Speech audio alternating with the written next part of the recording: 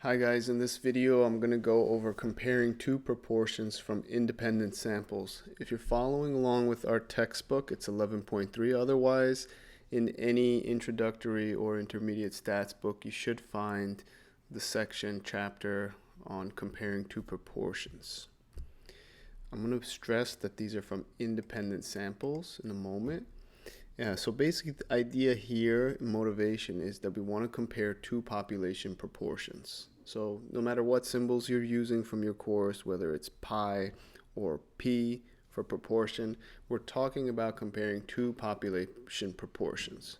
So the process of conducting the study entails us taking two independent random samples, one from each population, and computing a sample proportion from each. So the subscripting here of 1 and 2 just indicates which population we're talking about, which sample we're talking about. Okay, so I'm going to take a sample, independent random sample from population 1 and estimate the population proportion from population 1 with the sample proportion, which I use symbol p hat for, and likewise for population 2.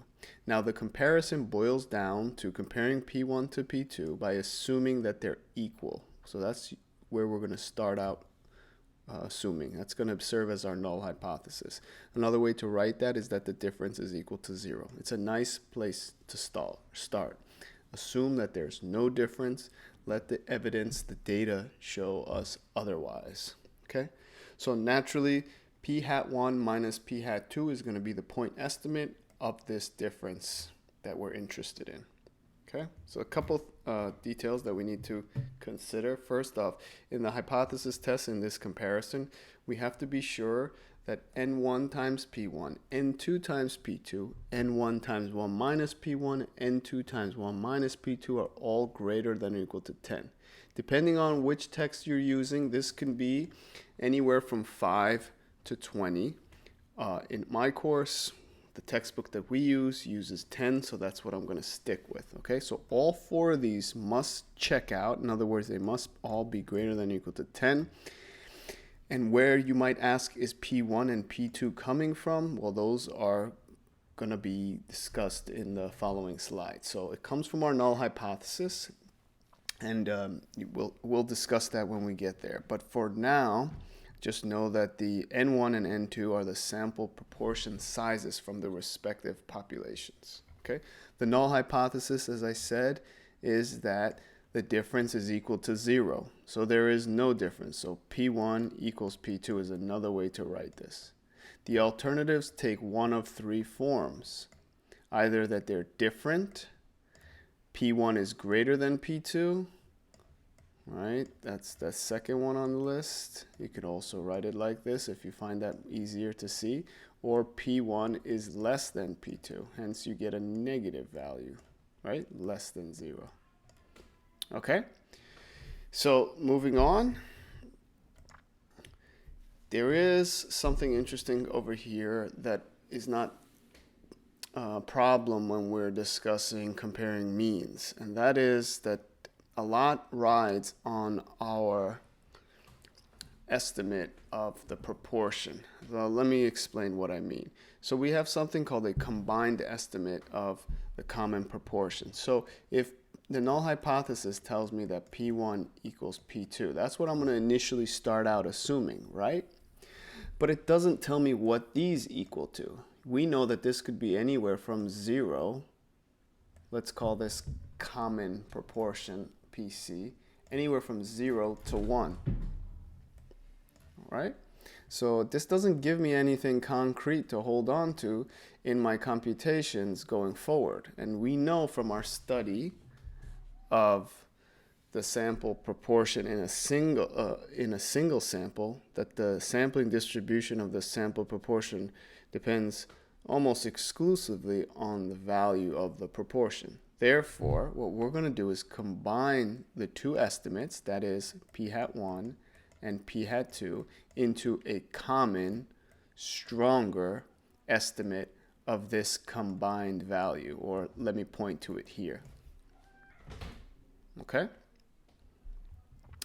So that's pretty much what I'm saying here in this first bullet and in this second bullet. So how are we going to do this? This p hat combined, which is important thing here that I can add to this slide, is that this is the estimate of the combined value, or I should say of the common value of the two population proportions.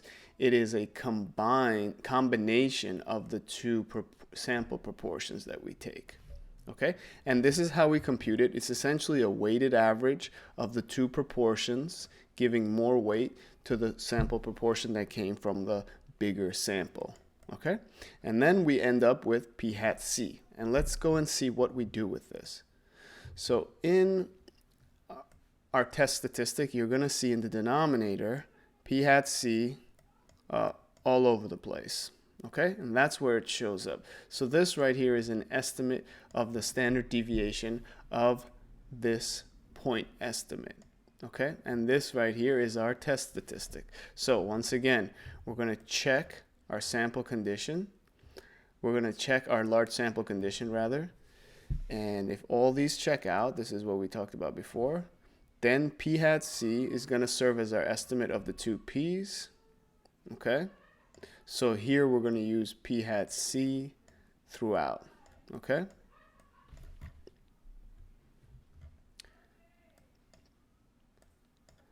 All right, and if all these check out, then we will use this test statistic, which is going to follow an approximate standard normal distribution. Okay, for our purposes, this is going to be 0. So it's going to be this guy, the point estimate, minus 0 over the standard error. Okay, and we're going to go to the z distribution and get a p-value. All right, so before we do that, let's take a look at the confidence interval. Confidence interval, very similarly, you got to check the large sample condition.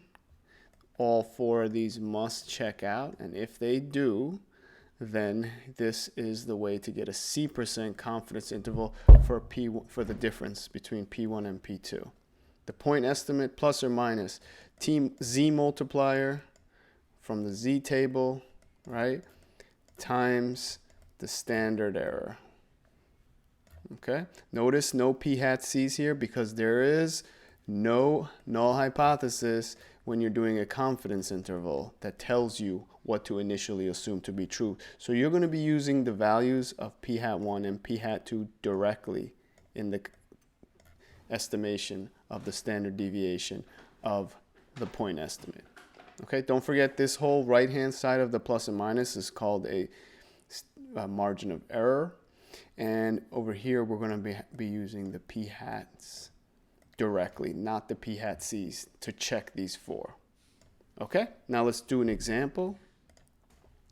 So patients with warts were randomly assigned to either duct tape treatment or traditional treatment. Here are the results. We have different sample sizes. These were 2 independent random samples taken. Out of the 100 warts that were treated with liquid nitrogen, 60 were successfully removed out of 104 from duct tape. 88 were successfully removed. So the question is, do these data suggest that duct tape is a more effective treatment for removing warts? Test at alpha 0.01. So clearly there's a direction to this test. So think about what the alternative hypothesis is going to be. More effective. So if you call this group 1 and this group 2, as I do in the answer on the next slide, then follow through and think about what the alternative hypothesis is going to be to satisfy this question. Okay, and then part B, we're going to construct a 99% confidence interval for the difference between the two proportions. Okay, so let's take a look at the answers here. And we see that the alternative hypothesis, all right, is that P1 minus P2 is less than 0. You could have also written that like this. P1 is less than P2. Since group 1 was the liquid nitrogen group and group 2 was the duct tape group, we're saying that P2 is greater than P1. In other words, more effective. A higher proportion of warts were removed with that technique. Okay, so we compute the sample proportions from each. okay, given the values that we got on the previous slide. So you can rewind, pause, etc., and see where I got these numbers from. Then we combine the two proportions in that p hat c that we talked about on a previous slide, and I get a combined sample proportion. And then we check our large sample condition, all four check out. We get our test statistic, and we get a p-value which is almost zero. It's very, as you can see, z is negative 4.03. That's way out in the left tail of the z distribution. The probability of getting anything less than that, in this case, since it's a one-tailed test, is almost zero. It's not exactly zero, but our table, most statistical z tables, will not give you anything beyond 3.5 to 3.9. So you can assume anything out there is approximately, probability is approximately zero. Okay, so that's clearly going to be less than alpha of 0.01. We reject the null hypothesis. Okay? And then for the confidence interval, we went for a 99% confidence interval. We get our point estimate. We add and subtract the z multiplier for 99% confidence, 2.576, times the standard error, okay, using those p-hats directly. And we get negative 0.4017 to negative 0.0906. Remember, with these differences, 0 serves as a special place. And if this interval does not contain 0, like it does here, like it does not here, I should say, that is you could think of that as a significant result, because this interval lives completely on the left side of 0. We're saying at 99% confidence level that we're saying with 99% confidence that the difference is a negative number. Hence, duct tape is outperforming liquid nitrogen at 99% confidence. Okay, I did make a little mistake as I was going through these to cap off this video. Let me just backtrack and tell you where that was. When we check this large sample condition in the hypothesis test, because the null gives us the initial assumption that P1 equals P2, okay? In the large sample condition check, these 4 checks that you have to make before you can proceed to the test statistic and get a p-value, use the p-hats directly, not the p-hat combine, okay? It's the same thing that you're doing with the confidence interval, okay? I incorrectly told you to use p-hat combined. I misspoke, okay? So be sure to not do what I just did, but use the p-hats directly in checking these 4. Okay? All right, so hope this was helpful. You can obviously pause and rewind and try out these this problem on your own before you look at the answers and my work. And till next time, have a great day.